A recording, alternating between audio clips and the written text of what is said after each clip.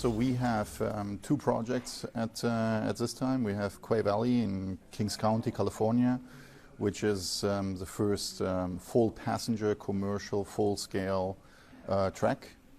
We filed the building permits beginning of the year. We did all the preparation of the land. We're now in the environmental studies, so we expect to be breaking ground later this year, beginning of next. So from then it will be roughly 3 years until you'll be able to ride the Hyperloop in Quay Valley. On the other hand, the second project is an agreement that we did with the country of Slovakia, where we are first looking into a local project in Bratislava with a vision of later connecting the Eastern European or Central European region. Could it work in Asia? Of course. I think Asia. Who are you talking to over here?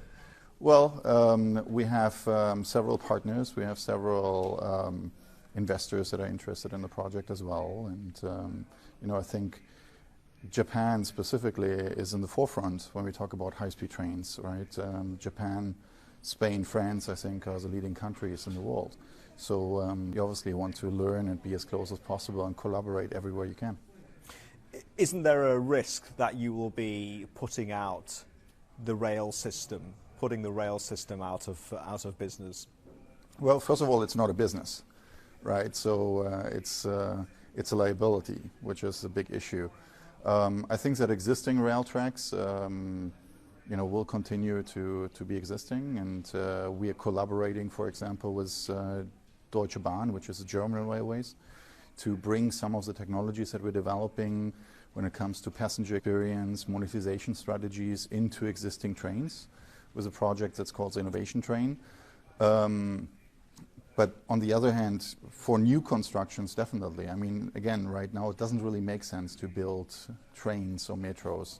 Specifically, high-speed train lines are very expensive and, are justified through other means, but really need government subsidies, so taxpayer money, which could be used somewhere else much better.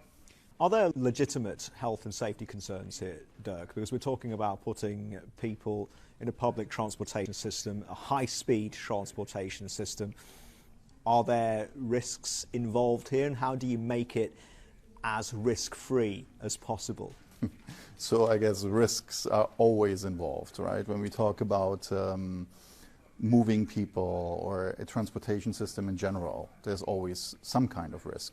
The system in itself is much, much safer than an airplane, for example. We are roughly at 10 times less the failure rate of an airplane.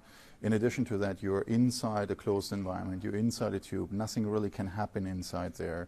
You have nothing that can get in front of it. You have the computer regulating with human supervision. So it's a very safe system. And of course, if then something happens, there are safety measures where it comes to a stop and people can exit through the emergency exits.